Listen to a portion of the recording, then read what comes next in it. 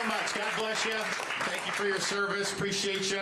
It's good to be here. We're excited about the progress going through this. We'll do one more county after today. It'll be new. It'll be 87 of 99, and we will have finished all of Western Iowa throughout so far in the campaign. We'll be the only candidate to do all 99 counties, but you know, you got to step up and you got to earn it. You got to go. You got to talk to people. You got to answer questions. So I'm happy to talk to you all here, and I'm glad to be able to be in Crawford County. So look, we've got a country to save.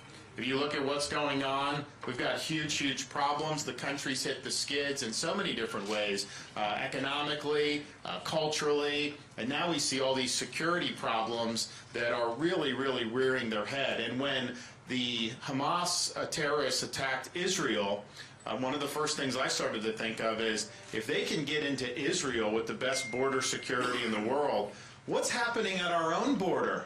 With all this thing how wide open, who's coming across our border? Of course, we know that there are terrorists that have come across. The government itself admits that there's been over 100, 200 people on the terrorist watch list, and that's just what they'll admit. We know people have come from Iran and Middle East and from China and Russia, all these different places. Just come right in, millions and millions of people, and we act like that this is not going to end up causing problems. Of course it is. It's a huge security risk to this country, and we're going to do something about it. I'm sick of hearing the talk about border. I've heard it a lot from Republicans for really a generation about saying that they're going to do it, and yet here we are, and the problem is as bad as ever. So with me as president on day one, we're going to declare it a national emergency. We're going to mobilize our resources, including our U.S. military, to be at the border to stop the invasion cold. When people come illegally, you send them back to their home country. You have to deport them back. And all these people that came in under Biden, from Iran, all these places, I'm sending them back immediately. We've got to get them back.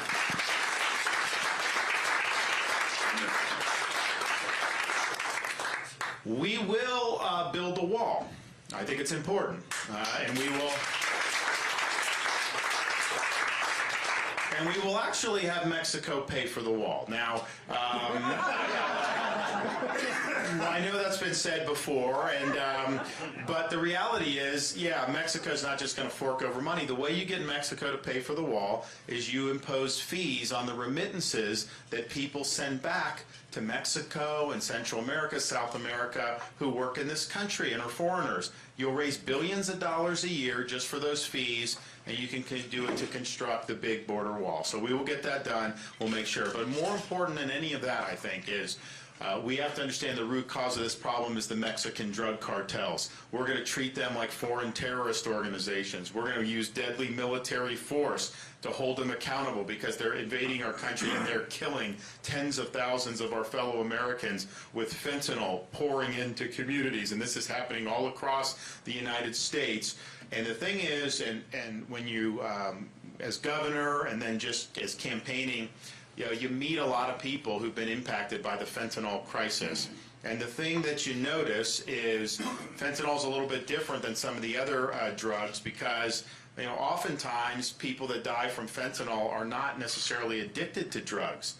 They are sometimes, you know, college kids who are stressed out studying for an exam. They buy a pill that they think is something other than what it is. Turns out if it's laced with fentanyl, they could die, and they do die. And all of a sudden, you have a mother that loses a child. We had a situation in Florida. There was a family with an 18-month-old baby that was crawling on the carpet of an Airbnb rental. There happened to be fentanyl residue on the carpet, and the baby died just from the residue. It's like, how is this acceptable in this country? And yet the elites in D.C., they don't do anything about this. They don't care about the issue. They're letting it happen. That stops when I become president. We are going to put this a day one issue. We're going to get it done.